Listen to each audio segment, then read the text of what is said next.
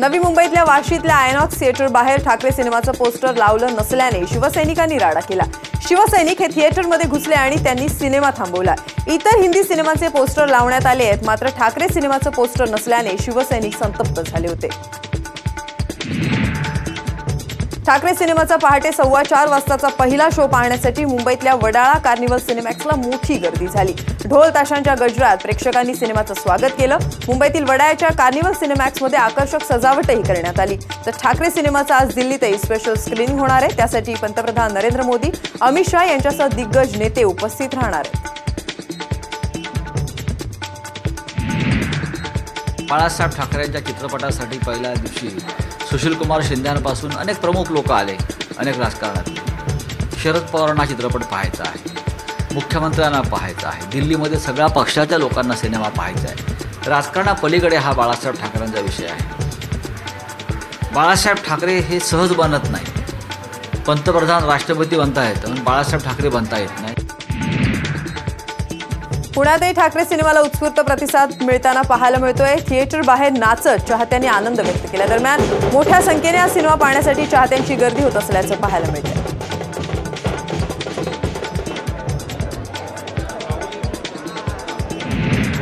ठाकरे मूवीचा आम्ही ट्रेलर पाहिला होता, तेव्हापासून आम्हाला उत्सुकता होती की ठाकरेंचा जो चित्रपट आहे बाळासाहेब ठाकरेंचा, तो आपण चित्रपटाच्या माध्यमातून त्यांचा जीवन प्रवास उलगडणार होता। त्यामुळे आम्हाला त्याची पाहण्याची खूप उत्सुकता होती। आम्ही आमचे काही कामधंदे सोडून इकडे पाहायला आलेलो आहे। साहेबांबद्दलच्या जे गोष्टी आम्हाला माहीत नाही आहेत ते आज आम्हाला पाहायला मिळतील। जो माणूस ज्या माणसाने अख्ख्या मुंबईत महाराष्ट्र लोकांसाठी खूप म्हणजे जागा निर्माण केली, त्या माणसाचं आम्हाला जे चित्रीकरण बघायचं त्यासाठी आम्ही खूप उत्साहित आहोत आणि फुल लाईफ स्टोरी आम्हाला त्यांची बघायला मिळेल। बाळासाहेब ठाकरेंच्या जयंती दिनी शिवसेना आणि भाजपमधील युतीची कोंडी फुटल्याची माहिती समोर आली। मात्र लोकसभेसह विधानसभा निवडणुकीसाठी एकत्र जागा वाटप करण्याची अट शिवसेनेने ठेवल्याची माहिती सूत्रांनी साम टीव्हीला दिली आहे। 2 दिवसात भाजप सेना युतीच्या चर्चेला आता सुरुवात होण्याची शक्यता आहे। उद्धव ठाकरे यांनी शिवसेनेच्या मुखपत्रातून प्रियांका गांधी यांच्या सक्रिय राजकारणात उतरण्याच्या निर्णयाचं समर्थन केलंय। त्याचवेळी काँग्रेस अध्यक्ष राहुल गांधी यांच्यावरही त्यांनी कौतुकाचा वर्षाव केलाय। प्रियांकाची तोफ धडाडली आणि तिच्या सभांना गर्दी झाली तर ही बाई इंदिरा गांधींप्रमाणे हुकुमाची राणी ठरू शकेल असं त्यांनी अग्रलेखातून स्पष्ट केलंय।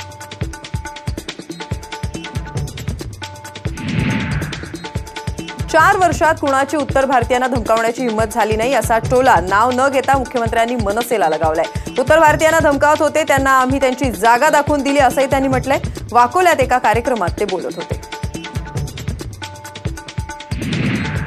4.5 वर्षों में इस महाराष्ट्र में हमारी सरकार आने के बाद कुछ लोग जो पहले सांप्रदायिकता फैलाते थे, हमारे जानबूझकर उत्तर भारतीय हमारा जो समाज है उसको डराने की धमकाने की कोशिश करते थे। लेकिन पिछले 4.5 सालों में किसी ने धमकाने की कोशिश नहीं की, और अगर किसी ने कोशिश की तो उसको उसकी जगह हमने दिखाई। ठाकरेंच्या घरी आता लगीनगाई सुरू झाली। अमित ठाकरे आणि मिताली बोरुडे हे दोघेही 27 जानेवारीला विवाह बंधनात अडकणार आहे। त्यामुळे कृष्णकुंजला आकर्षक रोषणाई करण्यात आली आहे। या विवाह सोहळ्याला अवघे 2 दिवस उरल्याने कृष्णकुंजवर आता तयारी, उत्साह आणि लगबग पाहायला मिळते। नवी मुंबई आंतरराष्ट्रीय विमानतळाच्या कामांमध्ये सर्वात मोठा घोटाळा झालाय। एका विशिष्ट कंपनीला हा ठेका देण्यासाठी नियमाला फाटा देऊन सरकारने निर्णय घेतल्याचा आरोप विरोधी पक्षनेते राधाकृष्ण विखे पाटील यांनी केलाय। या घोटाळ्याच्या चौकशीची मागणी करणार असून कोर्टात जनहित याचिका दाखल करणार असल्याचं विखे पाटलांनी म्हटलंय। नवी मुंबईचं एअरपोर्टचं काम जे देण्यात आलेलं आहे ते अतिशय नियमबाह्य आणि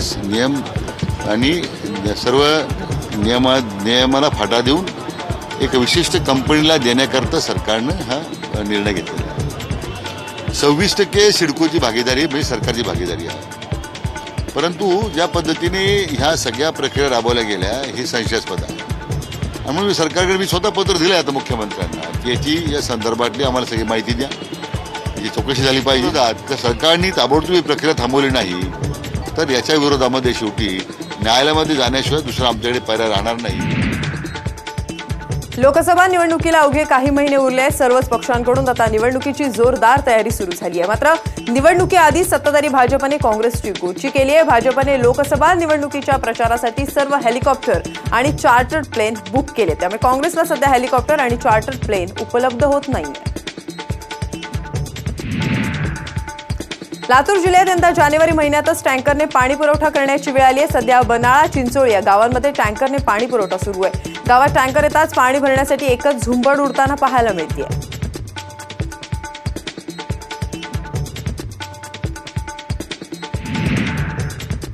पुण्यातील सिंहगड रस्त्यावर पुन्हा पाणी गळती झाली. रात्री 10च्या सुमारास ही घटना घडली. मात्र महापालिकेच्या कर्मचाऱ्यांनी वेळीच प्रसंगावधान दाखवल्याने पाण्याचा अपव्यय टळलाय.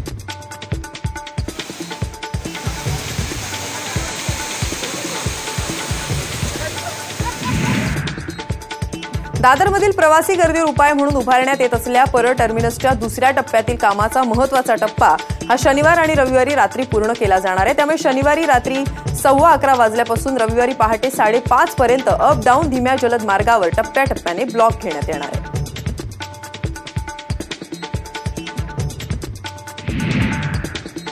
मेट्रोमुळे अंधेरी मालाडपर्यंत वीज पुरवठा विस्कळीत राहण्याची शक्यता आहे. मेट्रो मार्गाच्या उच्च विद्युत वाहिन्यांच्या कामासाठी 26 जानेवारीला रात्री 11 वाजल्यापासून 27 जानेवारीला सकाळी 7 वाजेपर्यंत दहिसर ते डीएन नगर परिसरात वीज पुरवठा बंद राहणार आहे. त्यामुळे कांदिवली पश्चिम, मालाड पश्चिम, गोरेगाव पश्चिम आणि अंधेरी परिसराला त्याचा फटका बसण्याची शक्यता आहे. वसईतील बिग बाजारच्या एका स्टोअरमध्ये मेड इन पाकिस्तान मसाल्यांची विक्री होत असल्याची बाब समोर आली आहे. त्यावर स्थानिक शिवसैनिकांनी आक्षेप घेतला. तसंच स्टोअरच्या व्यवस्थापकाला खडे बोल सुनावले. यावेळी शिवसैनिकांनी बराच गोंधळही तिथे घातला.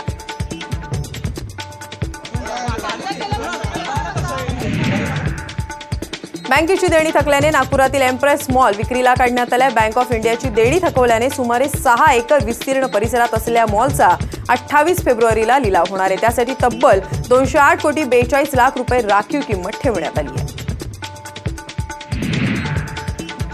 पश्चिम रेल्वे मार्गावरील वैतरणा रेल्वे स्थानकात एका 7 वर्षाच्या मुलाच्या बॅगेत 6,48,440 रुपये सापडले. हा मुलगा पाठीवर बॅग अडकून प्लॅटफॉर्मवर उभा होता. यावेळी पोलिसांना संशय येताच त्याच्याशी बोलता बोलता त्यांनी बॅग तपासली आणि त्यात चक्क नोटांची बंडलं सापडली आहेत. आता पोलीस कसून तपास करतायत. श्रीहरिकोटाच्या सतीश धवन अंतराळ केंद्रावरून इस्रोने कलाम सॅट आणि मायक्रोसॅट आर या उपग्रहांचं यशस्वी प्रक्षेपण केलंय. या प्रक्षेपण दरम्यान PSLV C-44 हे प्रक्षेपक यान या 2 उपग्रहांचं अंतराळात छिपावलं. या यशस्वी प्रक्षेपणानंतर इस्रो प्रमुखांनी आपल्या पथकाचं आणि देशाचं अभिनंदन केलं.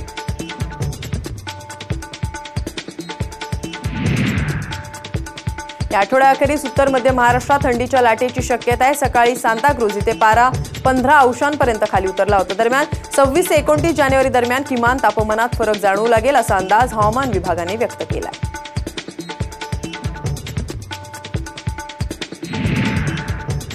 शिमल्यात दऱ्याखोऱ्यांमध्ये बर्फ साचलाय. नारकंदा भागातील सर्व परिसर बर्फात दडून गेलाय. ताजी बर्फवृष्टी पाहण्यासाठी पर्यटकांची शिमल्याला मोठी पसंती मिळते.